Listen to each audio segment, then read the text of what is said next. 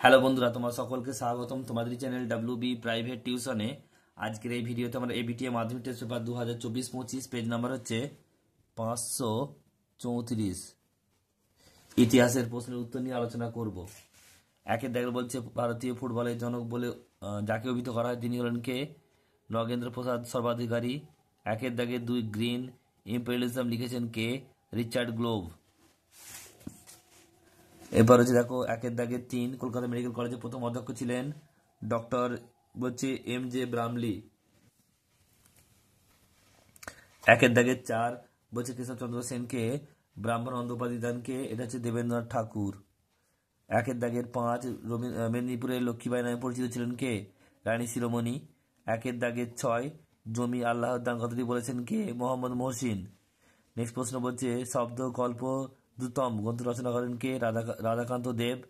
একের দাগের 8 বলছে 1857 খ্রিস্টাব্দের মহাবিদ্রোহ মুসলমানদের ষড়যন্ত্র বলেছেন নর্টন।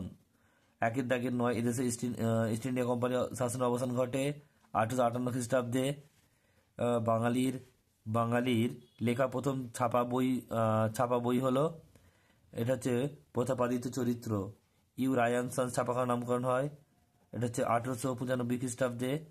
জাতীয় প্রযুক্তিবিদ্যা পথিকৃৎ বলা হয় ডক্টর মহেন্দ্রলাল সরকারকে।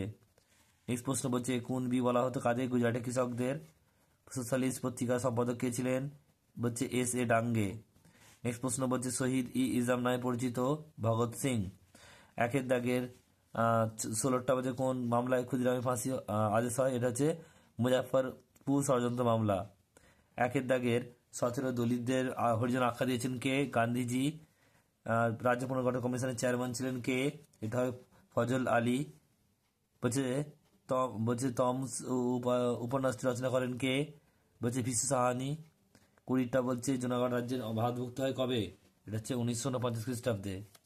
এরপর দেখা রয়েছে ঠিক এখানে রয়েছে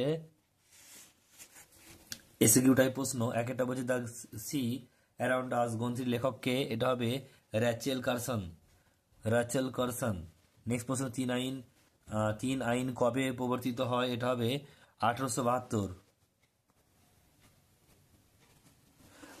খ্রিস্টাব্দে। এরপর রয়েছে দেখো 3টা AITUC এর প্রথম সভাপতি কে ছিলেন? দেওয়ান চমনলাল। দীপালি সংঘের মুখপাত্রের নাম কি? এটা হবে লীলা নাগ রায়। ঠিক ভুল লিখতে হবে দেখে নাও। একটা বলছে সম্পর্ক পত্রিকার সম্পাদক ছিল রাধাকান্ত দ্বারকানাথ বিদ্যাভূষণ। ঠিক বলছে গোসাইজি নামে পরিচিত ছিলেন বিজয় কৃষ্ণ গোস্বামী। ঠিক বেঙ্গল ভলেন্টিয়ার্স প্রতিষ্ঠা করেন চিত্তরঞ্জন দাস। ভুল। আঙ্কেল টমস ক্যাবিন উপন্যাসের রচয়িতা হলেন আমেরিকার মহিলা সাহিত্যিক বলছে হ্যারিয়েট রিচার্ড স্টো। এটা হবে ঠিক। খয়স্তা মেলাতে হবে একাডেমিক অ্যাসোসিয়েশন। এটা 3 হবে ডিরোজিও। বলছে রাজাকার এটা 4 হবে হায়দ্রাবাদ।